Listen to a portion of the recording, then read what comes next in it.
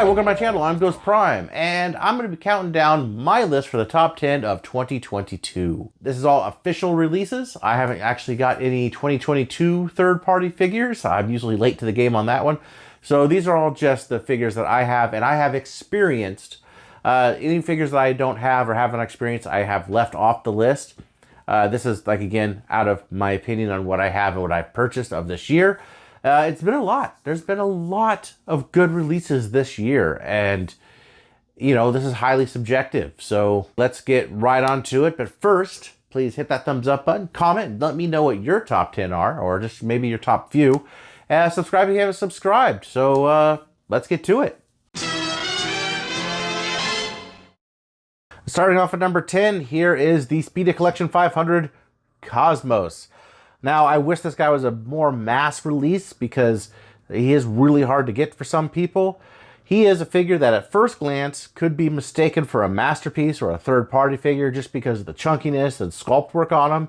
Of course, that does break apart when you're looking at the hollow bits, and his arms are incredibly hollow. One of mine is also so weak, so loose that it just flops around. So that's annoying. That's one of the reasons why he's not higher, but he is a really good figure and just needed to be on this list. And next at number 9, we have Blaster. He is a really good figure. He does what needs to be done. He's solid, he's chunky, his joints are really well done. He has a bit of hollowness in the arms, but it's not too bad. I like this transformation. I think it's pretty damn good. He comes with eject, even though I wish that could be better. And if I rope that into the whole thing, it does kind of bring it down on the list a little bit, to be honest. Overall, though, I think he's an excellent figure and a definite successor to the last Blaster that we got. And he has a shattered glass version, which is pretty damn awesome. Coming in at 8 is G2 Laser Prime. Now, there are a couple things about this figure that I don't like. Like, I wish the shoulders would actually go with the arms. There's some proportion issues with the truck, but I think otherwise it's a fairly solid figure and a really good take on the Generation 2 Laser Prime. I know we've gotten it a few times, but I think it's a pretty decent take. Honestly, it's very hard to compete with a figure that's damn near perfect to begin with. And I think this one is a pretty good contender with that. It definitely does what I want it to do, for the most part. And coming in at number 7 is Dragstrip. And he made this list because he's the first one I got. He kind of blew me away as a character. He does have a little bit of a proportion issue with his knees there, but just the engineering on this thing was just fantastic. It's really cool. You can pull him apart, and just how he turns into that racer mode is just excellent. I think it's not without its faults, but otherwise it's just a really solid sculpt and has some very unique and interesting engineering that goes into it. So it is definitely one that is a must for the collection. At number 6, we have Studio Series 86 Sludge. He is just a really good figure. He's chunky, he's massive, he really looks good. He has very few parts that are hollow. He's posable. The only thing about him was the QC issues with his legs being loose. I was able to fix mine just by tightening up some of the screws and the hips there. So mine's actually really good right now, and I wish it came that way out of the factory, but this does show the sign that things do break down at the factory. However, I'm really looking forward to the rest of Dinobots.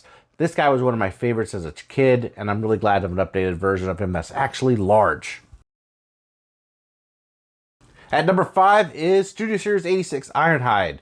Now, he would have been higher on this list if he had a little bit better tolerance on his van mode, but otherwise, I think it's an excellent update, and the engineering is there. I think part of it at the factory is where it fell short, so I'm giving it a thumbs up. I love this one.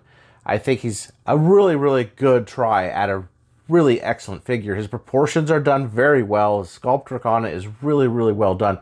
He looks the part. You could really tell that some love went into this, especially with things that didn't happen, like the crotch skirt thing there that was obviously meant to be split at one time but isn't now. He's also just a very good figure. At number 4 is Holiday Optimus Prime. He has a can't put it down transformation that is very intuitive. I love the way the backpack works and everything works together. Of course, you can see the obvious repaints in this guy. They've already said they're going to repaint him and they're just going to re-release him. That's fine with me. I'll buy it every time. It definitely has a transformation that I just can't put down, and I've fiddled with this thing over and over again since I've got it. I absolutely adore this mold. If you have not experienced this, you should. It is an excellent figure with an excellent sculpt and engineering. Coming in number 3 is Motormaster. This thing met my expectations and exceeded them. It has a very, very good transformation. It is exceptional. I usually don't like faux parts, but this one does it in a really creative way. It's in both modes, both robot mode and the chest mode. Just really good. Like almost zero hollow parts, save for a little bit right there behind the knees. He's sturdy, he's fun, he's painted well, and he looks fantastic. This is kind of, I believe, where Hasbro should be on every one of their mainline figures. So number 2 on my list is Transmetal 2 Megatron. He is a leader class and he is just a beautiful figure. He is one that just took me by surprise. He's got a bunch of cool little features. He's got a good transformation that's surprising the first time you do it if you don't look at the instructions. And he's fun to mess around with. He's superposable, nice tight joints.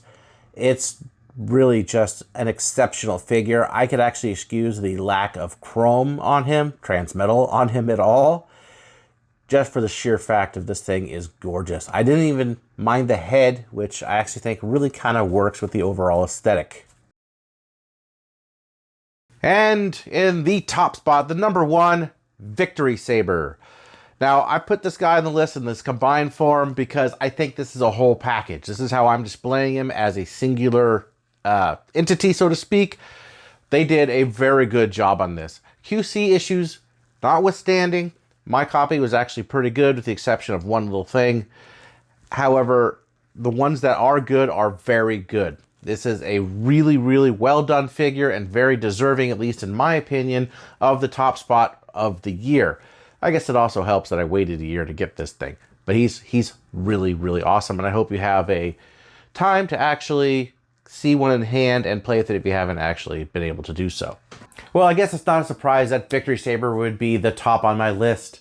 It's unfortunate that everyone doesn't get to experience it. It's also more unfortunate that everyone who has one can get upset because of the QC issues. Hasbro really needs to address those. And as always, email them, let them know, let your voice be heard, and speak with your wallet if they won't listen to that.